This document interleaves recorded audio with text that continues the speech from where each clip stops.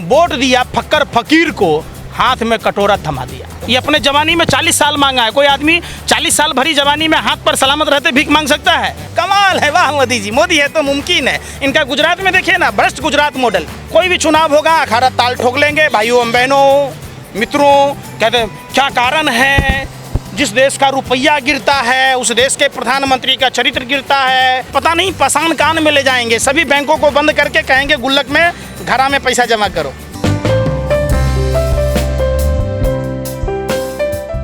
Supreme court का क्या हाल है? केस नहीं दायर होता है, उसको हम देख ही रहे हैं। सुप्रीम कोर्ट का स्थिति, ईडी का हाल आप देख ही रहे हैं। नारायण राणे जी कांग्रेस में थे, ईडी दे ताबड़तोड़ छापा मार रहा था। जब से आप भाजपा में आए मंत्री हो गए। ईडी एक नाथ शिंदे पर, आप भावना गवली पर आप कार्रवाई नहीं होगा चूंकि सरकार में आ गए। ईडी वही असम के मुख्यमंत्री पर और बंगाल के जो भी नेता प्रतिपक्ष हैं कार्रवाई हो रही थी, उसको क्या बना दिया? प्रतिपक्ष का नेता। अब राजा हरिश्चंद्र हो गया, अब शारदा नारदा की बात नहीं होगी, अब गरीब आदमी का पेट काटा हुआ पैसा का कोई खोज खबर नहीं होगा। वही असम के मुख्यमंत्री को ईडी अब नहीं कार्रवाई कर रही। ऐसे 6000 मामले हैं। अब समझिए, देश श्रीलंका के रास्ते है। देश बिल्कुल श्रीलंका जैसी स्थिति बिल्कुल दहलीज पर खड़ी है। ये किसी बात को किसी को चिंता नहीं है। क्या हुआ श्रीलंका में? श्रीलंका में जो अल्पसंख्यक बनाम बहुसंख्यक, आज कौन कंट्री उसको दिया? मुस्लिम कंट्री ही तो शरण दिया। जिस मुसलमानों के प्रति श्रीलंका के राष्ट्रपति प्रधानमंत्री आग उगल रहे थे, आज कहाँ शरण लिए? देखिए, हिंदू और मुसलमान का सवाल नहीं है। ये देश बाबा साहब अम्बेडकर के संविधान से चलेगा। ये देश क्षमता मूलक समाज, धर्मनिरपेक्ष राष्ट्र की बात जो बाबा साहब ने अधिकार दिए हैं लोगों को, उस पर चलेगा। ये कौन लोग हैं? कौन लोग हैं? अरे भैया, गोरे अंग्रेज डिवाइड एंड रूल की पॉलिसी को लाया। आप देश की आज़ादी के समय में भी वही कुकर्म कर रहे थे, आज भी वही कुकर्म कर रहे। तब सांप के बच्चा सांप ही रहेगा, सांप का बच्चा कोई फूल उगलेगा? ये उसी सपोले के लोग हैं जो देश को आज़ाद नहीं होने देना चाहते थे। 1942 में श्यामा प्रसाद मुखर्जी ने गोरे अंग्रेजों को चिट्ठी लिखी थी कि देश आज़ाद नहीं की जो लड़ाई लड़ी जा रही है, भारत छोड़ो, उसको कुचला जाए। ये उसी सपोले के लोग हैं जो सावरकर ने 3 शर्तों पर समझौता किया था कि उस समय देश की आज़ादी की लड़ाई लड़ने वाली कांग्रेस, मुसलमान और किसी भी देश के आज़ादी का जो मूवमेंट चलेगा उसमें भाग नहीं लेगा। आज भी ये उसी आइडियोलॉजी को मान। एक बात बताइए, सावरकर का जीजा लग रहा था, गोरे अंग्रेज की फूफा लग रहा था। जहां देश में 12 रुपया महीना पेंशन टीचर को वेतन मिलता था, 60 रुपया महीना सावरकर को क्यों दिया जा रहा था? 9000 करोड़ का विजय माल्या का घोटाला, 2000 रुपये का सुप्रीम कोर्ट फाइन किया, किसके इशारे पर हुआ? अरे भैया, कम से कम 9000 तो फाइन करते, कम से कम 10,000 तो करते। तो ये सब गोलमाल है भाई, सब गोलमाल है।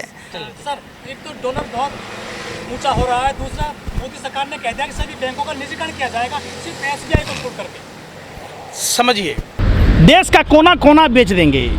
ये आए ही इसलिए हैं। जिन कॉरपोरेट घरानों के उड़न खटोलों पर ये घूम रहे, समझिए, उनका चुकता कर रहे। जैसे श्रीलंका ने चाइना का जो एहसान था उसको चुकाने के चक्कर में श्रीलंका को गर्त में ढकेल दिया। ये अंबानी अडानी के चक्कर में पूरे देश को कटोरा थमा देंगे। सोना दिया, सोनार को पायल बना दिया, लोहा दिया, लोहार को हथौड़ा बना दिया, वोट दिया फक्कर फकीर को, हाथ में कटोरा थमा दिया। सबको थमा देना है, समझिए। ये अपने जवानी में 40 साल मांगा है। कोई आदमी 40 साल भरी जवानी में हाथ पर सलामत रहते भीख मांग सकता है? इन्होंने मांगा है और अब्बास को पकवान खिलाया है। वाह, कमाल है, वाह मोदी जी। मोदी है तो मुमकिन है। इनका गुजरात में देखिए ना, भ्रष्ट गुजरात मॉडल। गुजरात में क्या ये कहते थे, हाइपोक्रेसी है भाई, हाइपोक्रेसी है। कभी दीवार घेरना पड़ता है, कभी ये लगाना पड़ता है, तो कभी कुछ भी करना पड़ता है। तो ये प्रधानमंत्री अपने आप को समझ ही नहीं रहे। ये भाजपा के प्रचार मंत्री समझ रहे, विनाशकारी प्रचार मंत्री हैं। सिर्फ कोई भी चुनाव होगा अखाड़ा ताल ठोक लेंगे। भाइयों बहनों मित्रों, कहते क्या कारण है जिस देश का रुपया गिरता है उस देश के प्रधानमंत्री का चरित्र गिरता है? तो भैया, आपका, अब आप बताइए ना कि आपका चरित्र गिर गया है। आप काहे नहीं बोल रहे? ये करेंसी कोई कागज का टुकड़ा नहीं है। बड़ा तांडव करते थे महंगाई पर। आज प्रधानमंत्री को साथ का जो साथ है वो छोड़ ही नहीं रहा है। प्रधानमंत्री को सोचना चाहिए। कभी प्रधानमंत्री से आपने सुना कि कैसे रुपया और डॉलर को बराबर करेंगे? कोई विजन नहीं है। भूटान के बराबर कर दिए, कहाँ वर्ल्ड की तीसरी अर्थव्यवस्था थी भारत, आज हम 164 में 165 में पैदान पर हैं। आप सोच लीजिए, तो क्या से क्या बना दिए ये पता नहीं, पाषाण कान में ले जाएंगे, सभी बैंकों को बंद करके कहेंगे गुल्लक में घरा में पैसा जमा करो।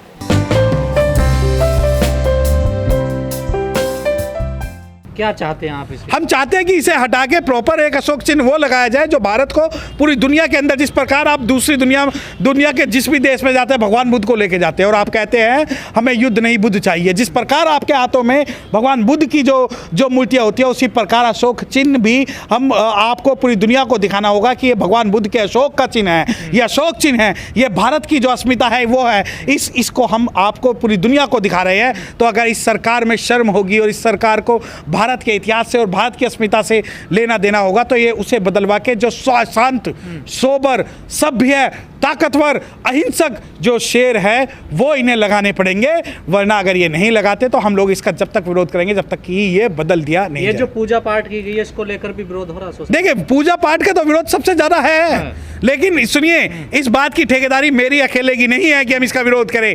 भारत में 6000 संप्रदाय हैं, 6000 पंथ हैं, सब लोगों को इस बात की आवाज़ उठानी चाहिए थी कि उनका रिप्रेजेंटेटिव वहाँ होना चाहिए। वहाँ पर हिंदुओं को भी होना चाहिए, मुस्लिमों को भी होना चाहिए, सिख को भी होना चाहिए, ईसाई को भी होना चाहिए, ना बुद्धिस्टों को भी होना चाहिए।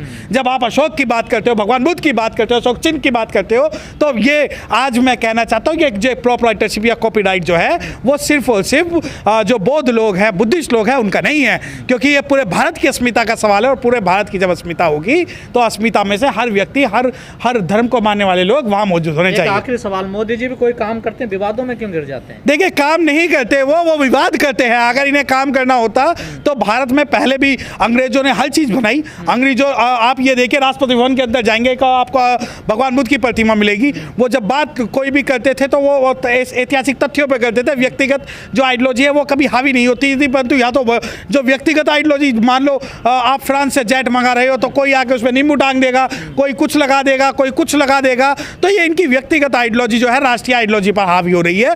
और यही कारण है कि भारत का हर व्यक्ति आज अपने आप को असुरक्षित महसूस कर रहा है, क्योंकि ये व्यक्तिगत जो इनकी आइडियोलॉजी है। जब बाबा साहब डॉक्टर भीमराव अम्बेडकर साहब को पढ़ेंगे तो बाबा साहब डॉक्टर भीमराव अम्बेडकर साहब ने कहा था इंडियन फर्स्ट और इंडियन लास्ट।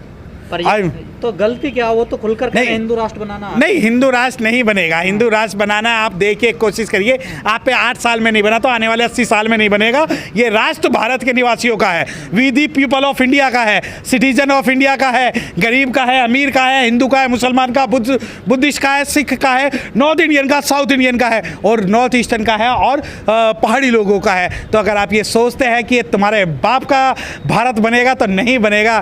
वो है ना कि ये किसी के बाप का हिंदुस्तान थोड़ी है, लगेगी आग तो आएंगे कई घर में। तो लेकिन मैं आपको ये बताना चाहता हूँ कि ये व्यक्तिगत आइडियोलॉजी ये जब भी थोपना चाहेंगे तो हम भी टकराएंगे, चाहे हमारे खून और हमारा जज्बा कुछ भी हो, परंतु हम इस गलत का विरोध करेंगे।